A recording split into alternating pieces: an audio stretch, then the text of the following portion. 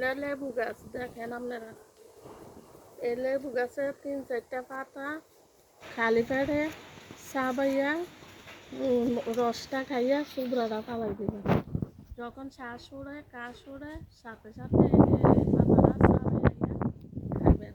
বিকাল হইলে বিকালে, সকাল হইলে সকালে 3-4টা পাতা চিড়ে ধুইয়া ভালো করে চাবাইয়া রসটা খাইয়া শুভ্রটা ফালাই দেবেন। শ্বাস কাশ সাথে সাথে কমে যাবে। এটা খাইয়া আমি উপকার পাইছি, এই জন্য এটা গাছটা ভিডিও করে দেখাইলাম।